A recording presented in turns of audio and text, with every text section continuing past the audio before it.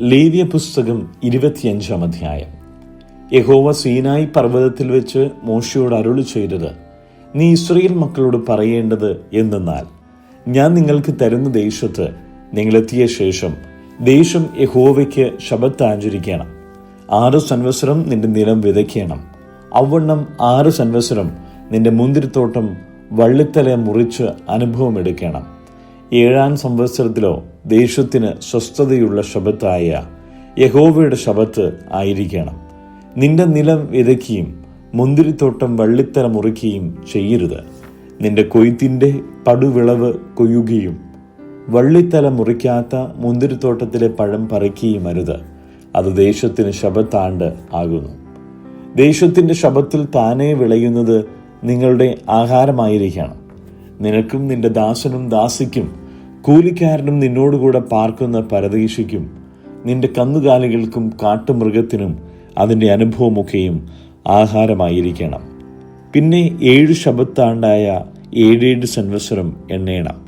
അങ്ങനെ 7 ശബ്ബത്താണ്ടായ 49 സംവത്സരം കഴിയണം. അപ്പോൾ 7-ാം മാസം 10-ാം തീയതി മഹാധുനി കാഹളം ധ്വനിപ്പിക്കണം. പാപപരിഹാര ദിവസത്തിൽ നിങ്ങൾ നിങ്ങളുടെ ദേശത്ത് എല്ലായിടവും കാഹളം ധ്വനിപ്പിക്കണം. 50-ാം സംവത്സരത്തെ ശുദ്ധീകരിച്ച് ദേശത്തെല്ലായിടവും സകല നിവാസികൾക്കും സ്വാതന്ത്ര്യം പ്രസിദ്ധമാക്കണം. അത് നിങ്ങൾക്ക് യോബേൽ സംവത്സരമായിരിക്കണം. നിങ്ങൾ താന്താന്റെ അവകാശത്തിലേക്ക് മടങ്ങിപ്പോകണം. ഓരോരുത്തൻ താന്താന്റെ കുടുംബത്തിലേക്കും മടങ്ങിപ്പോകണം. 50-ാം സംവത്സരം നിങ്ങൾക്ക് യോബേൽ സംവത്സരമായിരിക്കണം. അതിൽ നിങ്ങൾ വിതയ്ക്കുകയും പടുവിളവ് കൊയ്യുകയോ വള്ളിത്തല മുറിക്കാത്ത മുന്തിരിവള്ളിയുടെ പഴം പറിക്കുകയോ ചെയ്യരുത്. അത് യോബേൽ സംവത്സരമാകുന്നു. അത് നിങ്ങൾക്ക് വിശുദ്ധമായിരിക്കണം. ആ ആണ്ടത്തെ അനുഭവം നിങ്ങൾ വയലിൽ നിന്ന് തന്നെ എടുത്തു തിന്നേണം. ഇങ്ങനെയുള്ള യോബേൽ സംവത്സരത്തിൽ നിങ്ങൾ താന്താന്റെ അവകാശത്തിലേക്ക് മടങ്ങിപ്പോകണം. കൂട്ടുകാരന് എന്തെങ്കിലും വിൽക്കുകയോ കൂട്ടുകാരനോട് എന്തെങ്കിലും വാങ്ങുകയോ ചെയ്താൽ നിങ്ങൾ തമ്മിൽ അന്യായം ചെയ്യരുത്. യോബേൽ സംവത്സരത്തിന്റെ പിമ്പുള്ള സംവത്സരങ്ങളുടെ സംഖ്യയ്ക്കൊത്തവണ്ണം നിന്റെ കൂട്ടുകാരനോട് വാങ്ങേണം. അനുഭവമുള്ള സംവത്സരങ്ങളുടെ സംഖ്യയ്ക്കൊത്തവണ്ണം അവൻ നിനക്ക് വിൽക്കണം. സംവത്സരങ്ങൾ ഏറിയിരുന്നാൽ വില ഉയർത്തേണം. സംവത്സരങ്ങൾ കുറഞ്ഞിരുന്നാൽ വില താഴ്ത്തേണം. അനുഭവത്തിന്റെ കാലസംഖ്യയ്ക്ക് ഒത്തവണ്ണം അവൻ നിനക്ക് വിൽക്കുന്നു. ആകയാൽ നിങ്ങൾ തമ്മിൽ അന്യായം ചെയ്യരുത്. നിന്റെ ദൈവത്തെ ഭയപ്പെടണം. ഞാൻ നിങ്ങളുടെ ദൈവമായ യഹോവയാകുന്നു. അതുകൊണ്ട് എൻ്റെ കൽപ്പനകൾ അനുസരിച്ച് എൻ്റെ വിധികൾ പ്രമാണിച്ച് ആചരിക്കണം. എന്നാൽ നിങ്ങൾ ദേശത്ത് നിർഭയം വസിക്കും. ഭൂമി അതിൻ്റെ ഫലം തരും. നിങ്ങൾ തൃപ്തിയായി ഭക്ഷിച്ച് അതിൽ നിർഭയം വസിക്കും. എന്നാൽ 7-ാം സംവത്സരത്തിൽ ഞങ്ങൾ എന്തു ഭക്ഷിക്കും? ഞങ്ങൾ വിതയ്ക്കുകയും ഞങ്ങളുടെ അനുഭവം എടുക്കുകയും ചെയ്യരുതല്ലോ എന്ന് നിങ്ങൾ പറയുന്നുവെങ്കിൽ, ഞാൻ 6-ാം സംവത്സരത്തിൽ നിങ്ങൾക്ക് എൻ്റെ അനുഗ്രഹം അരുളുകയും അത് 3 സംവത്സരത്തേക്കുള്ള അനുഭവം തരികയും ചെയ്യും. 8-ാം സംവത്സരത്തിൽ നിങ്ങൾ വിതയ്ക്കുകയും 9-ാം സംവത്സരം വരെ പഴയ അനുഭവം കൊണ്ട് ഉപജീവിക്കുകയും വേണം. അതിൻ്റെ അനുഭവം വരും വരെ പഴയതുകൊണ്ട് ഉപജീവിച്ചു കൊള്ളണം. നിലം ജന്മം വിൽക്കരുത്. ദേശം എനിക്കുള്ളത് ആകുന്നു. നിങ്ങൾ എൻ്റെ അടുക്കൽ പരദേശികളും വന്നു പാർക്കുന്നവരുമത്രേ.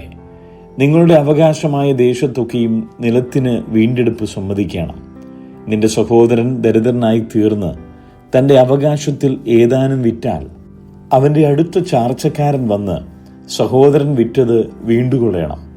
എന്നാൽ വീണ്ടുകൊള്ളുവാൻ അവന് ആരുമില്ലാതിരിക്കുകയും താൻ തന്നെ വകയുള്ളവനായി വീണ്ടുകൊള്ളുവാൻ പ്രാപ്തനാകുകയും ചെയ്താൽ അവൻ അത് വിറ്റ ശേഷമുള്ള സംവത്സരം കണക്കുകൂട്ടി മിച്ചമുള്ളത് അത് വാങ്ങിയിരുന്ന ആൾക്ക് മടക്കിക്കൊടുത്ത് തൻ്റെ അവകാശത്തിലേക്ക് മടങ്ങി വരണം.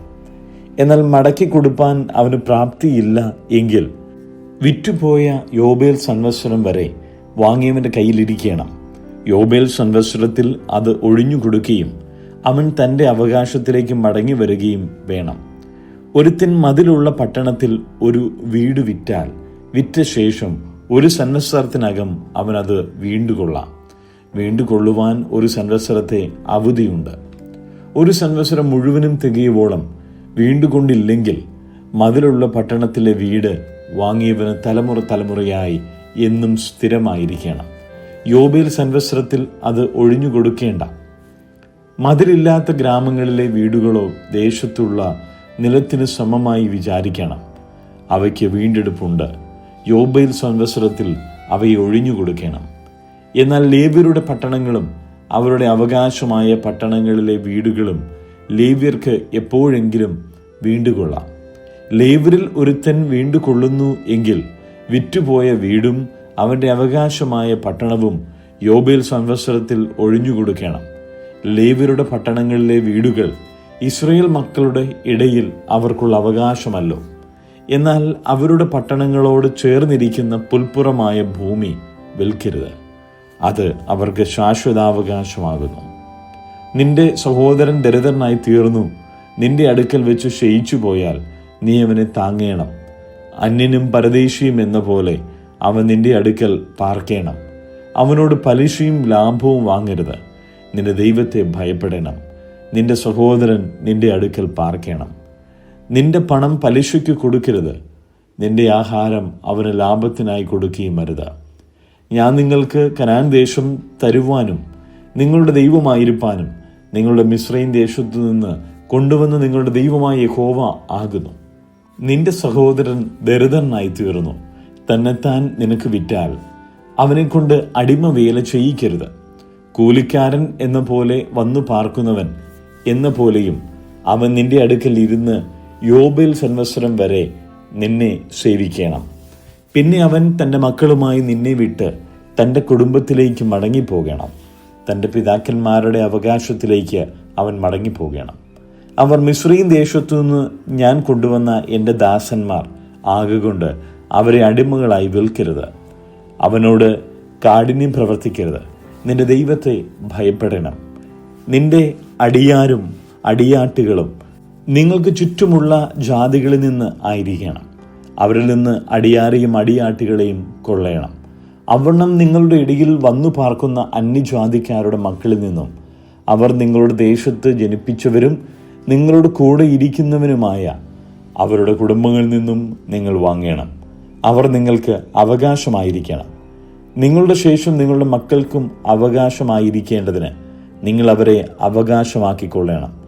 അവർ എന്നും നിങ്ങൾക്ക് അടിമകളായിരിക്കണം. ഇസ്രായേൽ മക്കളായ നിങ്ങളുടെ സഹോദരന്മാരോടോ നിങ്ങൾ കാഠിന്യം പ്രവർത്തിക്കരുത്. നിന്നോടുകൂടെയുള്ള പരദേശിയോ അന്യനോ സമ്പന്നനാകുകയും അവൻ്റെ അടുക്കലുള്ള നിന്റെ സഹോദരൻ ദരിദ്രനായി തീർന്ന് തന്നെത്താൻ അന്യനോ പരദേശിക്കോ അന്യൻ്റെ സന്തതിക്കോ വിൽക്കുകയും ചെയ്താൽ അവൻ തന്നെത്താൻ വിറ്റ ശേഷം അവനെ വീണ്ടെടുക്കാം. അവൻ്റെ പിതൃവ്യൻ്റെ പുത്രനോ അവനെ വീണ്ടെടുക്കാം. അല്ലെങ്കിൽ അവൻ്റെ കുടുംബത്തിൽ അവൻ്റെ അടുത്ത ചാർച്ചക്കാരിൽ ഒരുത്തന് അവനെ വീണ്ടെടുക്കാം. അവന് പ്രാപ്തിയുണ്ടെങ്കിൽ തന്നെത്താൻ വീണ്ടെടുക്കാം. അവൻ തന്നെ വിറ്റ സംവത്സരം മുതൽ യോബേൽ സംവത്സരം വരെയുള്ള കാലക്കണക്ക് തന്നെ വാങ്ങിയവനുമായി കൂട്ടി നോക്കണം. അവൻ്റെ വില സംവത്സര സംഖ്യയ്ക്ക് ഒത്തവണ്ണം ആയിരിക്കണം. അവൻ ഒരു കൂലിക്കാരൻ്റെ കാലത്തിന് ഒത്തവണ്ണം അവൻ്റെ അടുക്കൽ പാർക്കേണം. സംവത്സരം ഏറെയുണ്ടെങ്കിൽ അതിന് തക്കവണ്ണം അവൻ തൻ്റെ വീണ്ടെടുപ്പ് വില തനിക്ക് കിട്ടിയ പണത്തിനു നിന്ന് മടക്കി കൊടുക്കണം. യോബേൽ സംവത്സരം വരെ ശേഷിക്കുന്ന സംവത്സരം കുറെ മാത്രം എങ്കിൽ അവനുമായി കണക്ക് കൂട്ടി സംവത്സരങ്ങൾക്ക് ഒത്തവണ്ണം തൻ്റെ വീണ്ടെടുപ്പ് വില മടക്കി കൊടുക്കണം. അവൻ ആണ്ടോടാണ്ട് കൂലിക്കാരൻ എന്ന പോലെ അവൻ്റെ അടുക്കൽ ഇരിക്കണം. നീ കാണുകെ അവനോട് കാഠിന്യം പ്രവർത്തിക്കരുത്. ഇങ്ങനെ അവൻ വീണ്ടെടുക്കപ്പെടാതെ ഇരുന്നാൽ അവനും അവനോട് കൂടെ അവൻ്റെ മക്കളും യോബേൽ സംവത്സരത്തിൽ പുറപ്പെട്ടു പോകണം. ഇസ്രായേൽ മക്കൾ എനിക്ക് ദാസന്മാരാകുന്നു. അവർ മിസ്രയീം ദേശത്തു നിന്ന് ഞാൻ കൊണ്ടുവന്ന എൻ്റെ ദാസന്മാർ. ഞാൻ നിങ്ങളുടെ ദൈവമായ യഹോവയാകുന്നു. 85-ാം സങ്കീർത്തനം. യഹോവേ, നീ നിന്റെ ദേശത്തെ കടാക്ഷിച്ചിരിക്കുന്നു. യാക്കോബിൻ്റെ പ്രവാസികളെ തിരിച്ചു വരുത്തിയിരിക്കുന്നു. നിന്റെ ജനത്തിൻ്റെ അകൃത്യം നീ മോചിച്ചു. അവരുടെ പാപമൊക്കെയും നീ മൂടിക്കളഞ്ഞു. നിന്റെ ക്രോധം മുഴുവനും നീ അടക്കിക്കളഞ്ഞു. നിന്റെ ഉഗ്രകോപം നീ വിട്ടുതിരിഞ്ഞിരിക്കുന്നു. ഞങ്ങളുടെ രക്ഷയുടെ ദൈവമേ, ഞങ്ങളെ യഥാസ്ഥാനപ്പെടുത്തണമേ. ഞങ്ങളോടുള്ള നിന്റെ നീരസം മതിയാക്കണമേ. നീ എന്നും ഞങ്ങളോട് കോപിക്കുമോ? തലമുറ തലമുറയോളം നിന്റെ കോപം ദീർഘിച്ചിരിക്കുമോ? നിന്റെ ജനം നിന്നിൽ ആനന്ദിക്കേണ്ടതിന് നീ ഞങ്ങളെ വീണ്ടും ജീവിപ്പിക്കുകയില്ലയോ? യഹോവേ, നിന്റെ ദയ ഞങ്ങളെ കാണിക്കണമേ, നിന്റെ രക്ഷ ഞങ്ങൾക്ക് നൽകണമേ. യഹോവയായ ദൈവം അരുളി ചെയ്യുന്നത് ഞാൻ കേൾക്കും. അവർ ഭോഷത്വത്തിലേക്ക് വീണ്ടും തിരിയാതിരിക്കേണ്ടതിന് അവൻ തൻ്റെ ജനത്തോടും തൻ്റെ ഭക്തന്മാരോടും സമാധാനം അരുളും. തിരുമഹത്വം നമ്മുടെ ദേശത്തിൽ വസിക്കേണ്ടതിന് അവൻ്റെ രക്ഷ അവൻ്റെ ഭക്തന്മാരോട് അടുത്തിരിക്കുന്നു നിശ്ചയം. ദയയും വിശ്വസ്തതയും തമ്മിൽ എതിരേറ്റിരിക്കുന്നു, നീതിയും സമാധാനവും തമ്മിൽ ചുംബിച്ചിരിക്കുന്നു. വിശ്വസ്തത ഭൂമിയിൽ നിന്ന് മുളയ്ക്കുന്നു, നീതി സ്വർഗത്തിൽ നിന്ന് നോക്കുന്നു. യഹോവ നന്മ നൽകുകയും നമ്മുടെ ദേശം വിളതരുകയും ചെയ്യും. നീതി അവന് മുമ്പായി നടക്കുകയും അവൻ്റെ കാൽ ചുവടുകളുടെ വഴി നോക്കുകയും ചെയ്യും. ലൂക്കോസിന്റെ സുവിശേഷം 24-ാം അധ്യായം. അവർ ഒരുക്കിയ സുഗന്ധവർഗം എടുത്ത് ആഴ്ചവട്ടത്തിന് 1-ാം ദിവസം അതികാലത്ത് കല്ലറയ്ക്കലെത്തി. കല്ലറയിൽ നിന്ന് കല്ല് ഉരുട്ടിക്കളഞ്ഞതായി കണ്ടു. അകത്ത് കിടന്നാറെ കർത്താവായ യേശുവിൻ്റെ ശരീരം കണ്ടില്ല. അതിനെക്കുറിച്ച് അവർ ചഞ്ചലിക്കുമ്പോൾ മിന്നുന്ന വസ്ത്രം ധരിച്ച 2 പുരുഷന്മാർ അരികെ നിൽക്കുന്നത് കണ്ടു. ഭയപ്പെട്ട് മുഖം കുനിച്ചു നിൽക്കുമ്പോൾ അവർ അവരോട്, നിങ്ങൾ ജീവനുള്ളവനെ മരിച്ചവരുടെ ഇടയിൽ അന്വേഷിക്കുന്നത് എന്ത്? അവനിവിടെ ഇല്ല, ഉയർത്തെഴുന്നേറ്റിരിക്കുന്നു. മുമ്പേ ഗലീലയിൽ ഇരിക്കുമ്പോൾ തന്നെ അവൻ നിങ്ങളോട് മനുഷ്യപുത്രനെ പാപികളായ മനുഷ്യരുടെ കയ്യിൽ ഏൽപ്പിച്ചു ക്രൂശിക്കുകയും അവൻ 3-ാം നാൾ ഉയർത്തെഴുന്നേൽക്കുകയും വേണം എന്ന് പറഞ്ഞത് ഓർത്തുകൊള്ളുവിൻ എന്ന് പറഞ്ഞു. അവർ അവൻ്റെ വാക്ക് ഓർത്തു കല്ലറ വിട്ട് മടങ്ങിപ്പോയി. 11 മുതലായ എല്ലാവരോടും ഇതൊക്കെയും അറിയിച്ചു. അവർ ആരെന്നാൽ മഗ്ദലക്കാരത്തി മറിയ, യോഹന്ന, യാക്കോബിൻ്റെ അമ്മ മറിയ എന്നിവർ തന്നെ. അവരോട് കൂടെയുള്ള മറ്റു സ്ത്രീകൾ അത് അപ്പോസ്തലന്മാരോട് പറഞ്ഞു. ഈ വാക്ക് അവർക്ക് വെറും കഥ പോലെ തോന്നി. അവരെ വിശ്വസിച്ചില്ല. എന്നാൽ പത്രോസ് എഴുന്നേറ്റ് കല്ലറയ്ക്കൽ ഓടിച്ചെന്ന് കുനിഞ്ഞു നോക്കി. തുണി മാത്രം കണ്ടു. സംഭവിച്ചതെന്തെന്ന് ആശ്ചര്യപ്പെട്ട് മടങ്ങിപ്പോന്നു. അന്ന് തന്നെ അവരിൽ 2 പേർ യെരൂശലേമിൽ നിന്ന് 7 നാഴിക ദൂരമുള്ള എമ്മവൂസ് എന്ന ഗ്രാമത്തിലേക്ക് പോകുകയിൽ ഈ സംഭവിച്ചതിനെക്കുറിച്ച് ഒക്കെയും തമ്മിൽ സംസാരിച്ചും തർക്കിച്ചും കൊണ്ടിരിക്കുമ്പോൾ യേശു താനും അടുത്തു ചെന്ന് അവരോട് ചേർന്ന് നടന്നു. അവനെ അറിയാതെ വണ്ണം അവരുടെ കണ്ണ് നിരോധിച്ചിരുന്നു. അവൻ അവരോട്, നിങ്ങൾ വഴി നടന്നും തമ്മിൽ വാദിക്കുന്ന ഈ കാര്യം എന്ത് എന്ന് ചോദിച്ചു. അവർ വാടിയ മുഖത്തോടെ നിന്നു. ക്ലയോപ്പാവ് എന്നു പേരുള്ളവൻ, യെരൂശലേമിലെ പരദേശികളിൽ നീ മാത്രം ഈ നാളുകളിൽ അവിടെ സംഭവിച്ച കാര്യം അറിയാതിരിക്കുന്നുവോ എന്നുത്തരം പറഞ്ഞു. ഏത് എന്നവൻ അവരോട് ചോദിച്ചതിന് അവർ അവനോട് പറഞ്ഞത്, ദൈവത്തിനും സകല ജനത്തിനും മുമ്പാകെ പ്രവൃത്തിയിലും വാക്കിലും ശക്തിയുള്ള പ്രവാചകനായിരുന്ന നസറയനായ യേശുവിനെ കുറിച്ചുള്ളത് തന്നെ. നമ്മുടെ മഹാപുരോഹിതന്മാരും പ്രമാണികളും അവനെ മരണവിധിക്ക് ഏൽപ്പിച്ചു ക്രൂശിച്ചു. ഞങ്ങളോ അവൻ ഇസ്രായേലിനെ വീണ്ടെടുപ്പാനുള്ളവൻ എന്ന് ആശിച്ചിരുന്നു. അത്രയുമല്ല, ഇത് സംഭവിച്ചിട്ട് ഇന്ന് 3-ാം നാൾ ആകുന്നു. ഞങ്ങളുടെ കൂട്ടത്തിൽ ചില സ്ത്രീകൾ രാവിലെ കല്ലറയ്ക്കൽ പോയി അവൻ്റെ ശരീരം കാണാതെ മടങ്ങി വന്നു. അവൻ ജീവിച്ചിരിക്കുന്നു എന്നു പറഞ്ഞ് ദൂതന്മാരുടെ ദർശനം കണ്ടു എന്നു പറഞ്ഞ് ഞങ്ങളെ ഭ്രമിപ്പിച്ചു. ഞങ്ങളുടെ കൂട്ടത്തിൽ ചിലർ കല്ലറയ്ക്കൽ ചെന്നു. സ്ത്രീകൾ പറഞ്ഞതുപോലെ തന്നെ കണ്ടു. അവനെ കണ്ടില്ല താനും. അവൻ അവരോട്, അയ്യോ ബുദ്ധിഹീനരെ, പ്രവാചകന്മാർ പറഞ്ഞിരിക്കുന്നതെല്ലാം വിശ്വസിക്കാത്ത മന്ദബുദ്ധികളെ, ക്രിസ്തു ഇങ്ങനെ കഷ്ടം അനുഭവിച്ചിട്ട് തൻ്റെ മഹത്വത്തിൽ കടക്കേണ്ടതല്ലയോ എന്ന് പറഞ്ഞു. മോശെ തുടങ്ങി സകല പ്രവാചകന്മാരിൽ നിന്നും എല്ലാ തിരുവെഴുത്തുകളിലും തന്നെക്കുറിച്ച് അവർക്ക് വ്യാഖ്യാനിച്ചു കൊടുത്തു. അവർ പോകുന്ന ഗ്രാമത്തോട് അടുത്തപ്പോൾ അവൻ മുൻപോട്ട് പോകുന്ന ഭാവം കാണിച്ചു. അവരോ, ഞങ്ങളോട് കൂടെ പാർക്ക, നേരം വൈകി അസ്തമിപ്പാറായല്ലോ എന്ന് പറഞ്ഞ് അവനെ നിർബന്ധിച്ചു. അവൻ അവരോട് കൂടെ പാർപ്പാൻ ചെന്നു. അവരുമായി ഭക്ഷണത്തിനിരിക്കുമ്പോൾ അവൻ അപ്പമെടുത്ത് അനുഗ്രഹിച്ചു നുറുക്കി അവർക്ക് കൊടുത്തു. ഉടനെ അവരുടെ കണ്ണ് തുറന്നു. അവർ അവനെ അറിഞ്ഞു. അവൻ അവർക്ക് അപ്രത്യക്ഷനായി. അവൻ വഴിയിൽ നമ്മോട് സംസാരിച്ചു തിരുവെഴുത്തുകളെ തെളിയിക്കുമ്പോൾ നമ്മുടെ ഹൃദയം നമ്മുടെ ഉള്ളിൽ കത്തിക്കൊണ്ടിരുന്നില്ലയോ എന്നവർ തമ്മിൽ പറഞ്ഞു. ആ നാഴികയിൽ തന്നെ അവർ എഴുന്നേറ്റ് യെരുശലേമിലേക്ക് മടങ്ങിപ്പോന്നു. കർത്താവ് വാസ്തവമായി ഉയർത്തെഴുന്നേറ്റ് ശിമോന് പ്രത്യക്ഷനായി എന്ന് കൂടിയിരുന്ന് പറയുന്ന 11 കൂടെയുള്ളവരെയും കണ്ടു. വഴിയിൽ സംഭവിച്ചതും അവൻ അപ്പം നുറുക്കുകയിൽ തങ്ങൾക്ക് അറിയായി വന്നതും അവർ വിവരിച്ചു പറഞ്ഞു. ഇങ്ങനെ അവർ സംസാരിച്ചു കൊണ്ടിരിക്കുമ്പോൾ അവൻ അവരുടെ നടുവിൽ നിന്നു, നിങ്ങൾക്ക് സമാധാനം എന്ന് പറഞ്ഞു. അവർ ഞെട്ടി ഭയപ്പെട്ടു. ഒരു ഭൂതത്തെ കാണുന്നുവെന്ന് അവർക്ക് തോന്നി.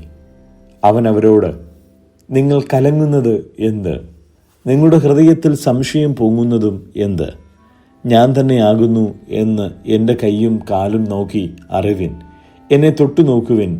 എന്നിൽ കാണുന്നത് പോലെ ഭൂതത്തിന് മാംസവും അസ്ഥിയും ഇല്ലല്ലോ എന്ന് പറഞ്ഞു. ഇങ്ങനെ പറഞ്ഞിട്ട് അവൻ കൈയും കാലും അവരെ കാണിച്ചു. അവർ സന്തോഷത്താൽ വിശ്വസിക്കാതെ അതിശയിച്ചു നിൽക്കുമ്പോൾ അവരോട്, തിന്നുവാൻ വല്ലതും ഇവിടെ നിങ്ങളുടെ പക്കലുണ്ടോ എന്ന് ചോദിച്ചു. അവർ ഒരു ഖണ്ഡം വറുത്ത മീനും തേൻകട്ടയും അവന് കൊടുത്തു. അതവൻ വാങ്ങി അവർ കാൺകെ തിന്നു. പിന്നെ അവൻ അവരോട്, ഇതാകുന്നു നിങ്ങളോടുകൂടെ ഇരിക്കുമ്പോൾ ഞാൻ പറഞ്ഞ വാക്ക്. മോശയുടെ ന്യായപ്രമാണത്തിലും പ്രവാചക പുസ്തകങ്ങളിലും സങ്കീർത്തനങ്ങളിലും എന്നെക്കുറിച്ച് എഴുതിയിരിക്കുന്നതൊക്കെയും നിവൃത്തിയാകണം എന്നുള്ളത് തന്നെ എന്ന് പറഞ്ഞു. തിരുവെഴുത്തുകളെ തിരിച്ചറിയേണ്ടതിന് അവരുടെ ബുദ്ധിയെ തുറന്നു. ക്രിസ്തു കഷ്ടം അനുഭവിക്കുകയും 3-ാം നാൾ മരിച്ചവരിൽ നിന്ന് ഉയർത്തെഴുന്നേൽക്കുകയും അവൻ്റെ നാമത്തിൽ മാനസാന്തരവും പാപമോചനവും യെരുശലേമിൽ തുടങ്ങി സകല ജാതികളിലും പ്രസംഗിക്കുകയും വേണം എന്നിങ്ങനെ എഴുതിയിരിക്കുന്നു. ഇതിന് നിങ്ങൾ സാക്ഷികളാകുന്നു. എൻ്റെ പിതാവ് വാഗ്ദത്തം ചെയ്തതിനെ ഞാൻ നിങ്ങളുടെ മേൽ അയക്കും. നിങ്ങളോ ഉയരത്തിൽ നിന്ന് ശക്തി ധരിക്കുവോളം നഗരത്തിൽ പാർപ്പിൻ എന്നും അവരോട് പറഞ്ഞു. അനന്തരം അവൻ അവരെ ബഥാനിയോളം കൂട്ടിക്കൊണ്ടുപോയി കൈ ഉയർത്തി അവരെ അനുഗ്രഹിച്ചു. അവരെ അനുഗ്രഹിക്കയിൽ അവൻ അവരെ വിട്ട് പിരിഞ്ഞ് സ്വർഗാരോഹണം ചെയ്തു. അവർ അവനെ നമസ്കരിച്ചു. മഹാസന്തോഷത്തോടെ യെരുശലേമിലേക്ക് മടങ്ങിച്ചെന്നു. എല്ലായ്പ്പോഴും ദൈവാലയത്തിൽ ഇരുന്ന് ദൈവത്തെ വാഴ്ത്തിപ്പോന്നു.